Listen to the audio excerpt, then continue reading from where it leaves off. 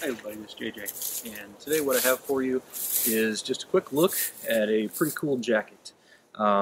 This is a Rothco jacket. I've been wearing it for about 6 weeks now, something along those lines, and I like it a lot. I've got a couple other jackets here that I'm going to kind of compare it to, and kind of just show you guys, the differences between them, and all that kind of stuff, and as well as the features of this jacket. This, like I said, is a Rothco jacket. They call it their covert ops lightweight tactical jacket, something along those lines. And I'll put a link in the description here where you guys can go to the actual website and take a look at it if you'd like. Pretty nice fall weather jacket. That's what I can say for this thing right off the bat. Is that like I said, I've been wearing it about the last 6 weeks. It's the beginning of November now, and it actually worked out. Timing was just perfect. When I got this jacket, I had lost my other North Face jacket that I normally wear in the fall. Couldn't find it, and then this one showed up, and so it was just perfect. I've worn it in a variety of temperatures, probably down to about 35 and up to probably 70, somewhere around there. Here in Virginia, the temperatures in the fall swing quite a bit, and this has worked out really well. 35 degrees or so is probably about the lowest temperature that you'd want to wear it in without some additional layers or something along those lines. Maybe like a fleece, vest underneath it or something along those lines if you're going to go much colder than that. But you can comfortably wear it all the way up to 70, probably 75 degrees without really any issues at all. And they call it their covert tactical, lightweight tactical jacket. And as you can see, it works really good for concealing a sidearm. I've got my Glock 23 here with the TLR2 light on it, and it hangs down, plenty low enough past, the line of the holster. I've got probably, 3.5 inches or so, or something like that, where it hangs down, and so that way you don't have to worry about it showing or anything like that as far as concealed carry goes. But anyhow, with that, why don't I go ahead and give you a look at a couple other comparable jackets, and that way you guys can see how this one stacks up to it. You can see how the water just beads up.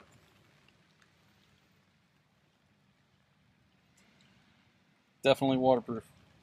Okay guys, so as far as the comparable jackets that I happen to own, I'll show you two different ones. This first one is a very similar in design. It's a little bit more lightweight. This is a 511 Tactical Series jacket. Had it for a couple of years. It's a good little jacket. Like I said, it's a little bit more lightweight and a little bit more flimsy. This one does have the elastic band on the bottom, and it works well. I can tell you that in comparison to this jacket, I believe, if I remember correctly, this one was, I think, about $120. I don't remember for sure. And I'll put the price and everything in the description below on this one. So I can tell you that the difference between the 511 and the Rothco is that the quality is every bit as good in the Rothco as it is in the 511, if not a little bit better. The Rothco is actually a little bit more heavy. It's got a little softer lining in it on the inside, as well as up here on the shoulder area, just a little bit more comfortable. Kind of seems to breathe better, kind of wick away the moisture and stuff like that. It does pretty well. They're both have got an exterior 100% waterproof polyester shell, which is nice. So really pretty comparable in that regard, in construction and wearability and all those kinds of things.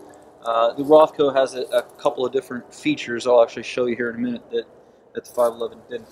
Now, as far as the North Face jacket goes, you guys have probably seen me wear this one in a lot of videos. This one has a little bit more interior lining, but aside from that, it's really a pretty similar jacket. Now, again, the Rothco's got a couple features that the North Face doesn't. North Face jacket, I want to say, was like $160 or somewhere in there. It's definitely a lot more expensive, but I think many people will agree that North Face is kind of the pinnacle of quality and that kind of thing. At least I think they have good quality. Now, putting the Rothco up against the North Face, I think it does very well, considering that it's considerably cheaper, and that it actually has some features that the North Face doesn't. Again, the lining is a little bit thicker in this one, so that is one area where it's a little bit better. But if you're looking for a lightweight fall jacket, then I think the Rothco is going to do pretty well for you. So as far as the features go, neither one of those two have a hood in here. Now, I don't think that that I would use the hood very often, and it is a pretty thin. Kind of hood, but in a cold weather scenario, you know, it may actually help you, you know, stay a little bit warmer or something along those lines. So that is one thing that the Rothco has, and it just zips up here and tucks away. You don't even really notice it when you have it on. It does make the collar a little bit more substantial, but no real issues there at all.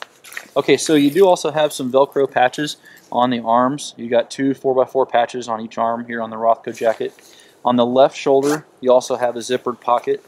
Up here, you could put in, you know, wallet or pens, keys, whatever. Then on the right arm, on the right front sleeve, you've also got another similar pocket right up in here. Okay, and again, you know, you can put small items in here, small EDC items or anything like that. And you've got the other Velcro pocket right there. Again, I showed you the liner on the inside. They say it's a 3-layer system, I believe. Then you've got two large slash-style front pockets right here. They hold plenty of stuff. I mean, I was putting my video camera and mic and all kinds of stuff in here on the way in. So they're definitely big and roomy. You could definitely even put, you know, a handgun down in there or whatever if you needed to as well. As far as improvements go on the Rothco jacket, I think one thing that might not be a bad improvement on it would be to have a kind of a drawstring around the waist. But, you know, this model doesn't have that in there. It's really not a big deal at all. As far as the way that it wears and all that kind of stuff, it hangs freely. It really is pretty nice. You do have the adjustable cuffs right here. For me, I find that the thing is a little bit long here, but that's really not a big deal. I can trim that off. Wouldn't be any problem at all. So that is pretty much it for the jacket. Alright guys, so overall I give this Rothco jacket about an 8.5 out of 10 stars. There are a couple of things that I think that they could improve on. Like I said, the drawstring waist, maybe making the closures on the wrist a little bit shorter. But really, other than that, you know, it's pretty good to go. It's very comfortable and very usable, and I just don't find a lot of problems with it. But anyhow, guys, I'd be curious to know if you guys have had any Rothco products. What have you used from them? I know that Rothco's been a military and tactical gear supplier for a long time, and I'd be curious to know what your opinion is below. So go ahead and stick that down in the comments if you don't mind. Okay guys, so this has been a quick look at the Rothco Covert Ops Lightweight Tactical Jacket. It's a pretty cool jacket. Like I said, I'll throw the link in the description down below so you guys can go take a look at it and see if it's something that you're interested in. You know, that's part of what I do here is to show you guys different gear options, and then you get to go out and make the decisions for yourself. So I appreciate you watching. As always, I definitely appreciate the thumbs up, and when you share it with your friends on Facebook and Twitter. Don't forget to live the 6 Ps. Proper prior preparation prevents poor performance. Stay safe.